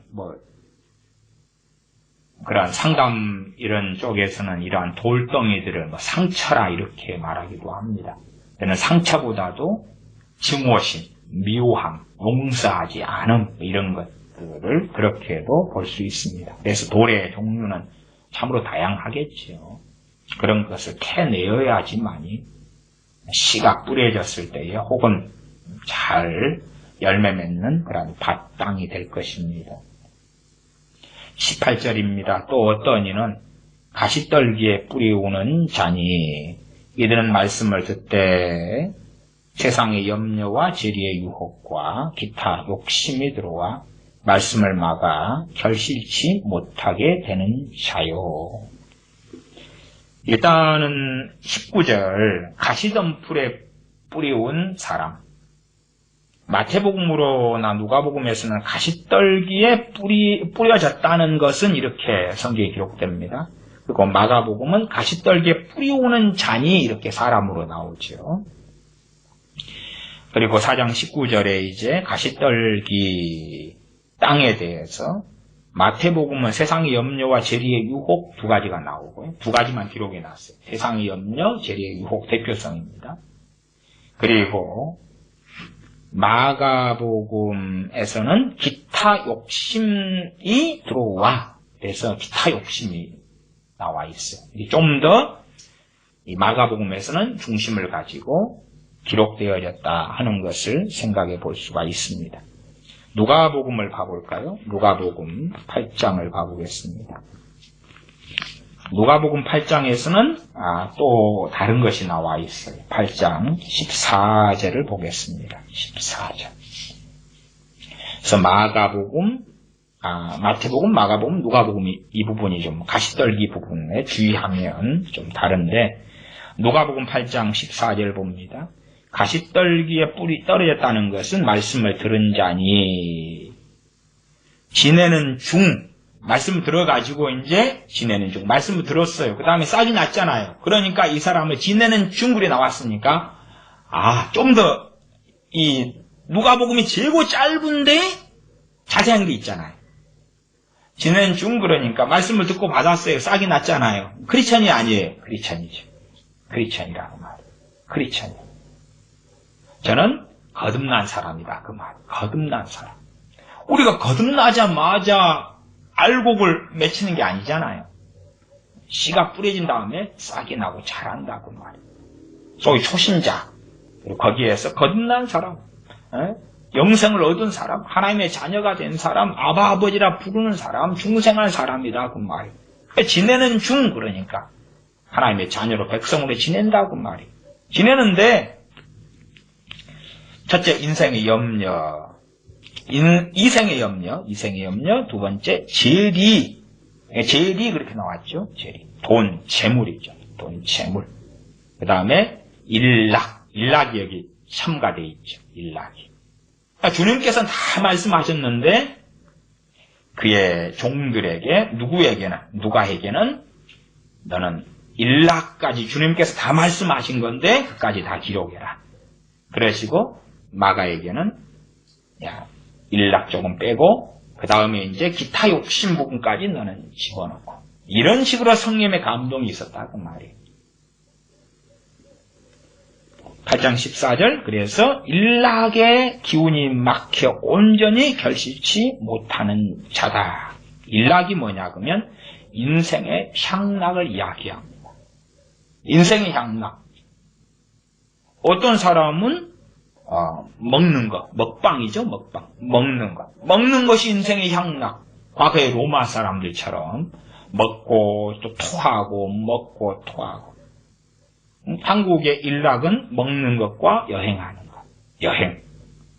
깡꾼으로 여행 가고 일본으로 여행 가고 캐나다로 여행 가고 아름다운 것을 보고 즐기는 거죠. 해변으로 가요. 고래 잡으러 갔나요? 어쨌든 일락, 제 인생의 향락, 인생에 내가 누릴 수 있는 기쁨들.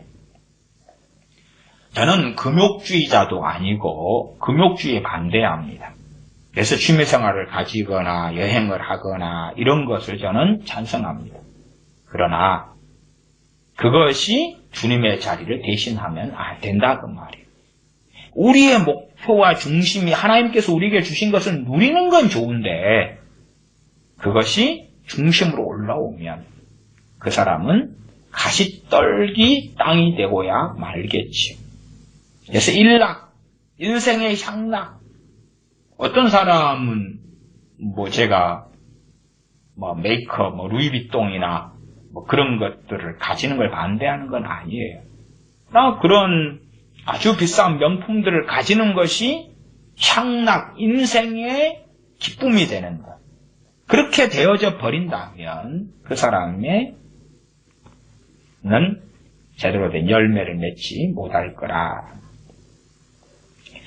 그래서 여기에서는 누가복음 8장 14절에서는 이생의 염려, 재리. 그럼 마태복음 재리의 유혹 그렇게 유혹까지 나와 있고요. 더 많이 가지고 싶고 더 많이 벌고 싶고 더 많이 소유하고 싶고 왜? 더 많아야지만이 돈이 더 많고 재물이 더 많아야지만이 누릴 수 있는 것도 훨씬 많지 않습니까? 마가복음 4장 19절로 오면 19절도 세상 염려, 재리, 유혹까지 있고 그 다음에 기타 욕심들이 있다 말씀드렸습니다. 기타 욕심들. 여러 욕심들이죠. 재리가 있으니 기타 욕심들이니까 요즘에 얼굴 뜯어고치는 것 한국 사람들이 제일 많이 한다 그러던가요? 성형에 대한 아름다운 미에 대한 욕심들. 그러니까 화장품도 한국에서 굉장히 많이 발달했지요. 그런 것, 욕심. 그러한 기타 욕심들, 많은 욕심들. 옷에 대한 욕심, 집에 대한 욕심, 부동산에 대한 욕심, 차에 대한 욕심, 그런 욕심들. 그래서 그러한 욕구들이 있는 것은 사람인데 그것이 이제 어느 선이 있다 그 말이에요. 어느 선. 어느 선을 넘어가면 문제가 되는 거죠. 어느 선을 넘어가면. 그러한 선을 넘지 않도록 하는 중심에는 성령님과 성령님의 인도하심을 따라 살아가는 삶이 그 선이 무엇인가를 보여줄 거라 그 말이에요. 제 어릴 때는 놀이기구들이 거의 없어서 놀만한 것이 없어서 이 맨땅, 넓은 운동장이나 넓은 땅이 있으면 거기에다가 이런저런 그림을 그려가지고 그림 안에서 동네 아이들과 함께 게임을 했습니다. 그리고 그 선을 밟거나 선을 넘어가면 아웃이지요. 아웃. 그런 것처럼 똑같이 내가 옷이 필요해. 그런데 어느 선을 넘는 것이 옷에 대한 욕심과 탐욕이 되어서 죄가 될 것이냐. 죄가 될 것이냐. 가장 기본적으로 지금 세상의 염려 그러면은 이것이 무엇이란 이야기입니까? 죄란 이야기고. 그 다음에 재리의 유혹을 받아들이고 빠지면 죄란 이야기고 기타 욕심이 죄란 이야기죠. 그러나 내가 필요해서 뭔가를 원하고 사용하는 것이 그건 죄가 아니고 그러면 그 차이가 무엇이냐? 차이가 무엇이냐? 우리가 필요하다 혹은 필요한 걸 넘어서서 원한다 이것도 간단하게 나눌 수 있는 개념이 될 수가 없어요. 내 필요가 신발이 10켤레가 있는데 또 하나 사는 것이 될 수도 있을지도 모르고, 아니면 어떤 사람에게는 신발이 3켤레인데 4켤레, 4번째 신발을 사는 것이 욕심일 수도 있어요. 그것은 정말 눈에 보이는 겉으로서는 알 수 없는 거예요. 알 수 없는 거예요. 직업상 신발의 다양한 종류가 필요한 그러한 직업분도 있을 거 아니에요. 아나운서다 그러면은 항상 똑같은 신발 신고 나가면 보는 사람이 뭐라 그럴 거 아니에요. 협찬을 받든지 자기 돈 주고 사든지 골고루. 그래서 같아 보이는 율법적인 그런 정답안은 별로 없으나 그러한 것을 알기 위해서는 성령의 도우심과 역사하심이 있을 때만이 정확하게 그 경계선을 보고 알 수 있다. 그런 말씀을 드릴 수밖에 없겠습니다. 그러므로 우리가 눈에 보이는 대로 우리가 주님인 것처럼 재판관인 것처럼 판단하면서 정죄할 수는 없다고 말이에요. 우리 자신을 살펴야 되고 또한 자녀가 있다면 부모로서 자녀를 잘 살펴주어서 이러한 죄들이 뿌리 내려서 가시덤불처럼 정착한 다음에 열매 맺지 못하게. 무엇이 열매 못 맺습니까? 4장 14절. 뿌리는 자는 말씀을 뿌리는 것이. 성경을 항상 잘 이해하시면 좋습니다. 이 말씀이고요. 말씀 안에는 복음이 포함됩니다만은 훨씬 더 포괄적이다는 건 이해하셔야 돼요. 그렇기 때문에 한 말씀을 내가 뿌리내리고 말씀을 순종하고 순종의 열매가 맺히고 하는 것까지 가는 것이지 그러하지 간단하게 말씀을 내가 들었다. 그러니까 열매 맺었다. 이렇게 되는 게 아니라 말씀을 듣고 깨달은 다음에 열매 맺는 것까지 시간이 걸리더라.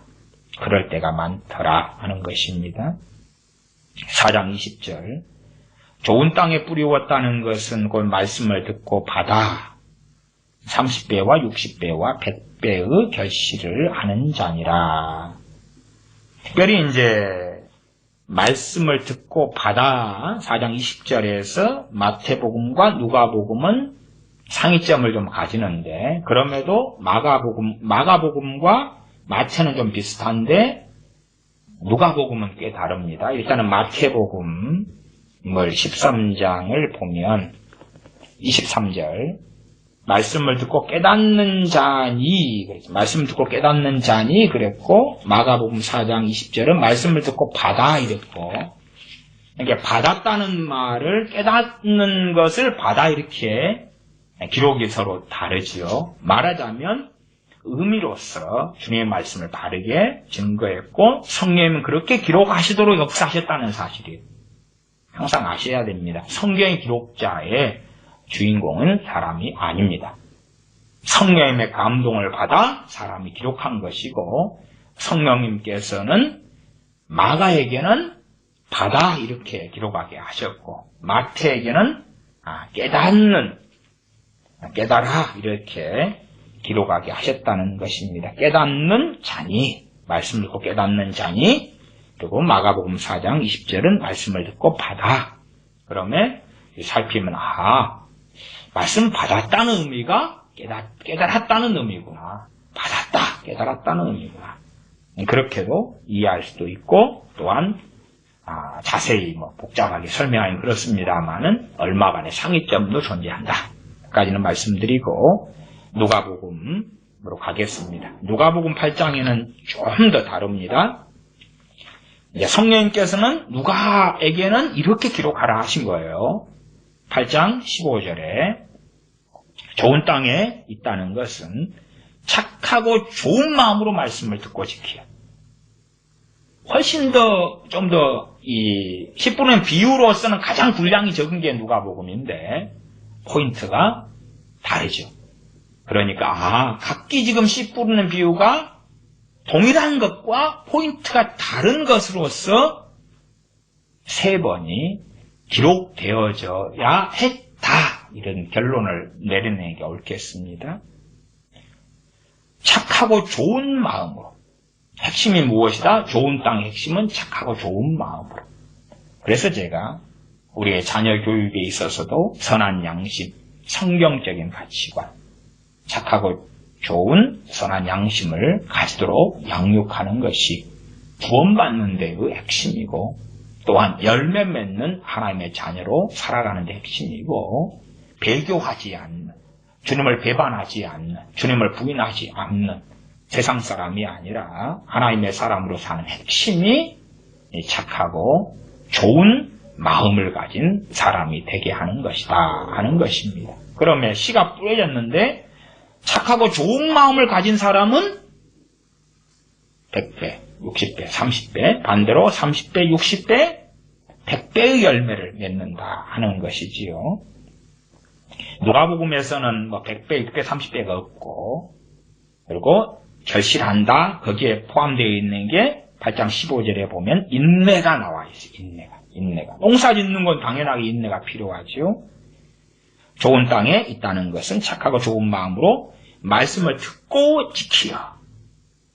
그래서 누가복음 8장 15절은 이게 10분의 비유에서 다른 마태, 마가와 차별된 특별한 포인트가 이것과 그 다음에 일락, 세상의 향락, 인생의 향락에 대한 가시떨기 이야기, 이런 것들이 상당한 포인트들이다. 그리고 이제 위치상에는 누가복음 8장 10절에 앞에가 나와 있죠. 순서를 이렇게 성령님께서 앞으로 해서 8장 10절로 해서 8장 10절을 제가 읽으면 가라사대 하나님 나라의 비밀을 아는 것이 너희에게는 허락되었으나 다른 사람에게는 비유로 하나니 이는 저희로 보아도 보지 못하고 들어도 깨닫지 못하게 하려 함이니라. 분량은 제고 많은 게 마태복음이었다 그랬죠. 그러나 이제 이 말씀이 마가복음도 나왔고 누가복음도 나왔고 누가복음 8장 15절 읽으면서 말씀을 마무리해 갑니다. 좋은 땅에 있다는 것은 착하고 좋은 마음으로 말씀을 듣고 지키어. 말씀을 받았다, 깨달았다, 나 성경 공부했다, 그걸로 충분하지 않다 그 말이에요. 말씀을 듣고 지켜야 한다 그 말이죠.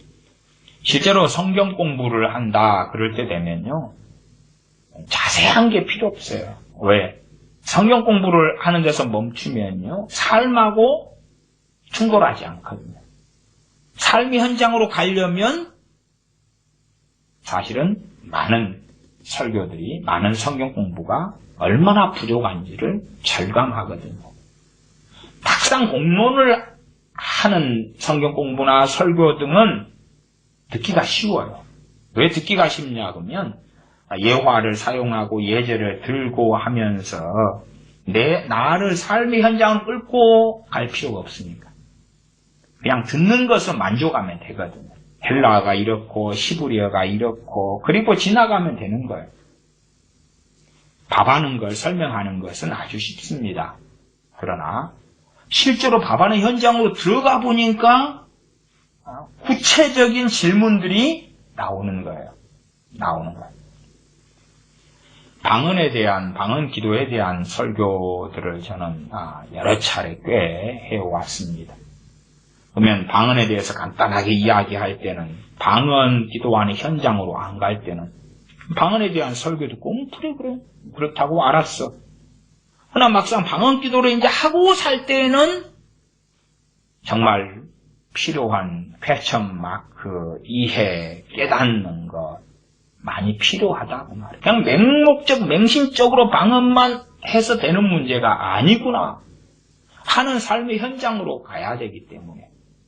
그러나 사실은 다 공부로 만족하는 부분이 있지요. 그냥 수박 거달기식으로 가볍게 지나가면서 삶의 현장으로 서로 가기 싫어하는 그러한 교회의 현실이 있습니다. 듣는 사람이나 전하는 사람도 삶의 자리로 가기 싫어요.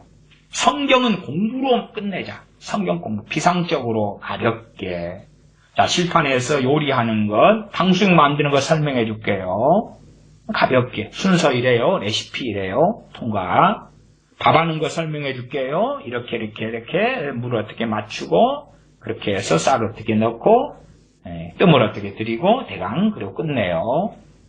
그러나 이제 밥을 하는데 찹쌀이네, 현미밥이네, 아니면 꽁보리밥이네, 제 어릴 때처럼 꽁보리밥에다가 고구마를 집어넣네? 고구마밥이네? 이건 뭐야? 물량이 어떻게 되는 거야? 여기에다 녹두를 집어넣어버렸네? 물량이 어떻게 되는 거야? 이 쌀이 5년 된 묵은 쌀이라네? 물량은 어떻게 되는 거야? 이 쌀을 불려놨다네. 물량은 어찌 되는 거야? 이건 뭐야 도대체? 밥안은 왜 이리 복잡해? 그렇게 되고야 만다 그 말이야. 그래서 하나님 말씀에 있어서는 우리의 삶의 현장과 자리로 가지고 오려면 말씀을 우리가 생각하는 것보다 더 자세히 설명할 것들이 아주 많아집니다. 뭐 하려면요? 좋은 땅처럼 말씀을 좋은 마음으로 받고 지키고 거기에 인내하고 결실을 맺으려면 그러하다. 그러나 피상적 가볍게 지나가서 그냥 재리의 유혹, 물론 제가 오늘은 자세하게 이런 부분을 다른 설교들에서 많이 다루었기 때문에 우리의 삶에 있는 얼마나 돈에 대한 탐욕과 욕심과 죄에 대한 그 자세한 이야기까지는 하지 않겠습니다. 그러한 다른 본문들에서 많이 말씀하고 있기 때문에요.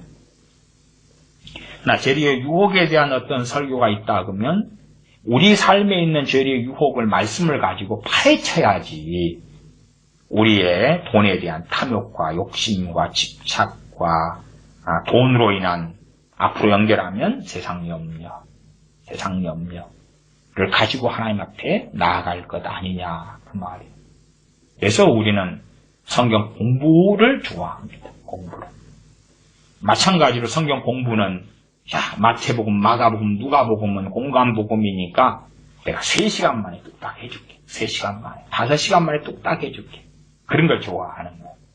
그런 걸 좋아해요. 예레미야 강해를 제가 지금 60번을 지나고 있습니다. 이제 한 절반 정도 한 것 같은데요. 앞으로 한 40-50번 이상은 예레미야 강의를 더 해야 됩니다. 총 예레미야서가 52장이지요. 그러면 그것보다도 당신은 설교를 보통은 1시간 이상씩을 하고 100번을 넘게 그렇게 들으면은 세상에 예레미야 52장을 설교를 좀 그것도 성경 해석이나 설교는 완벽하지 않으니까 부족한 면이 항상 존재하니까 그냥 그런 걸 듣는 데만 해도 100시간을 보내야 된단 말이야? 그게 최소야? 세상에나 그것보다도 예레미야 성경 공부를 가르쳐줘. 1시간에 끝내줘. 1시간에. 그러면 이제 제가 예레미야 성경 공부를 1시간 완성. 훨씬 더 많이 환영할 것 아닙니까? 그러면 예레미야 서를 통한 하나님의 말씀, 우리의 삶의 자리로 가지고는 그것하고 거리가 멀어지니까 더 좋은 거예요. 더 좋아하는 거예요. 요한계시록으로 한다면 7인, 7대접, 7나팔, 7대접, 14만 4천 막 이야기하는데 요한계시록의 핵심은 뭡니까? 말씀을 읽는 자, 듣는 자, 지키는 자가 보입니다. 결국은 지키는 것이 포인트라고 성경에 나와요. 요한계시록. 지키는 것. 그러나 지키는 것보다도 7대접의 재앙을 설명해 줄게요. 7대접을 그러면 우리가 직접 쏟아붓나요? 천사들을 통하여 하나님이 붓는 건데 우리하고 상관없어요. 우리는 그냥 그때 7년 대환란 때 있는 사람들이다 그러면 경험할 뿐이죠. 우리가 지키는 것은 아니고. 그러나 지키는 것보다도 7인, 7나팔, 7대접 그리고 내가 설명해 줄게. 당신들은 성경 공부를 요한계시록을 통달하게 되는 것입니다. 아멘. 그렇게 하기 좋아한다 그 말이에요. 그러나 마가복음 4장 20절은 좋은 땅에 뿌리웠다는 것은 그 말씀을 듣고 받아 30배와 60배와 100배의 결실을 하는 자니라. 말씀 듣고 받아가지고 결실해라 그 말이에요. 우리한테. 우리가 말씀을 듣고 받아가지고 우리한테 뭐 하라는 거예요? 결실해라 그 말이에요. 너희도 열매 맺어. 말씀을 순종해. 순종해서 하나님을 기쁘시게 해. 그것이. 기쁘시게 해. 그렇게 하고 10분의 비유가 끝납니다. 기도하겠습니다. 아버지 하나님, 우리가 세상 염려, 재리의 유혹, 기타 욕심에 막혀서 결실하지 못하는 자가 되지 않도록 세상 염려와 싸우며 염려 대신 믿음에 성장하고 자라가는 우리가 되도록 믿음의 말씀들을 더 깨달아가고 알아가도록 도와주시옵소서. 또한 재리의 유혹, 우리의 인생사에서 돈이 아니면 살 수 없습니다만은 그럼에도 돈이 아니라 물질이 아니라 하나님 의지하고 의리하는 삶을 배워나가게 하여 주시옵소서.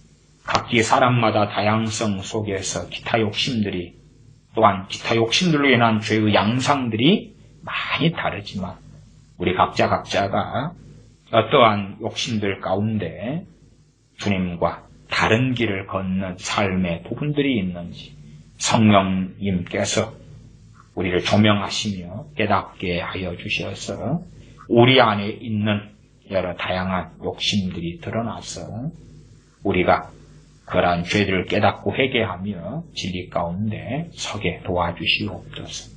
또한 말씀으로 인하여 환난과 고난이 시험이 찾아올 때에 우리가 확실하게 말씀을 붙잡고 믿는 자가 되어지고 연약함 가운데 쓰러지고 넘어지는 자가 되지 아니하도록 도와주시옵소서.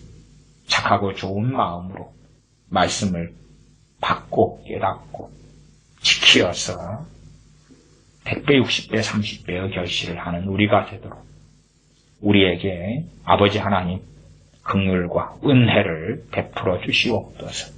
우리 주 예수님의 이름으로 기도하옵나이다. 아멘.